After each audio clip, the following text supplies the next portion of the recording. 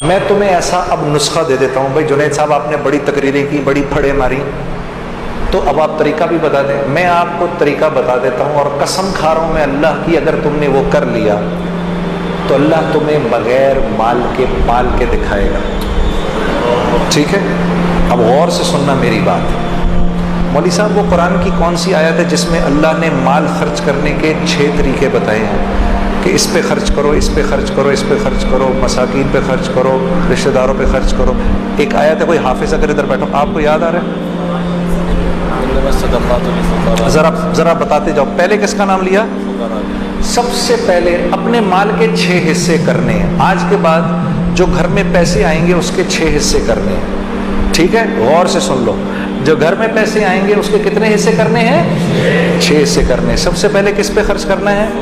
فقراء پہ خرچ کرنا ہے، ٹھیک ہے جی؟ سب سے پہلے کس پہ خرچ کرنا ہے؟ پھر کس کا نام لیا؟ پھر مساکین کا، جو مسکین ہیں بیچارے، ٹھیک ہے؟ پھر اس کا نام لیا، ہاں یہ عاملین کون ہوتے ہیں؟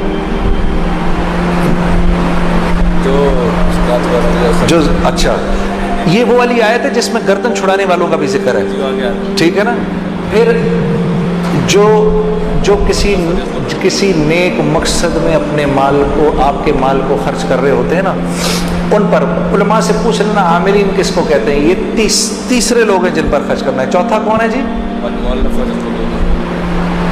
جن کو دین کے قریب کرنے کے لیے، ہاں، جن کو دین کے قریب کرنے کے لیے، یعنی جب اللہ کے راستے میں، یعنی جو قریب آ رہا ہو اس پر خرچ کرنا، جو دین کے قریب آ رہا ہو اس پر خرچ کرنا۔ یہ نہیں کہ دعوت دینے گئے تو اسی کے گھر میں کھانا شروع کر دیا، جی ہاں جی۔ میرا ایک دوست ہے، وہ تو یہ کرتا ہی کرتا ہے، میں اس کو سمجھاتا ہوں نہ کیا کر۔ وہ جس کے گھر جاتا ہے، سر ہم بیٹھے ہوئے چائے منگوا لیں گھر سے، اندر سے، جس کو دعوت دینے گئے ہیں اسی کے گھر سے چائے منگوا لی۔ جس بندے نے مجھے وصول کیا تھا، جنید غنی نے، وہ مجھ پر پیسہ خرچ کرتا تھا، اتنا کہ میں شرم کے مارے مجھے سمجھ بھی نہیں آتا تھا میں کیا کہوں، میں اس کی ہر بات مان لیتا تھا، وہ مجھ پر خرچ کرتا تھا، ٹھیک ہے؟ 4 ہو گئے، 5واں گردنیں آزاد کرنے میں قیدی، جو قیدی ہوتے ہیں، جو عدالتوں میں پھنسے ہوئے ہوتے ہیں، جن پر قرض چڑھے ہوئے ہوتے ہیں، اللہ کے راستے میں، وابن السبیل، اور جو اللہ کے راستے میں ہوتے ہیں۔ 6 تو یہ ہو گئے۔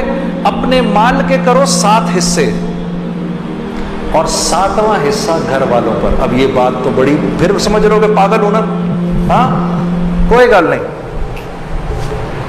میرے نبی نے اللہ کا ذکر ایسے ہی کرنے کو کہا کہ لوگ تجھے پاگل ہی سمجھیں، تو پاگل بھی اگر سمجھ رہے تو کوئی بات نہیں۔ اپنے مال کے کرو 7 حصے، اور اگر تم نے اس طرح مال خرچ کر لیا، میں قسم اٹھا کر کہہ رہا ہوں کچھ عرصے بعد تمہیں روپے پیسے کی ضرورت سے اللہ آزاد کر دے گا۔ اگر نہ کیا تو مجھے پکڑ لینا، یہ بات مجھے مولانا سعید احمد خان صاحب کے توسط سے کسی نے بتائی ہے۔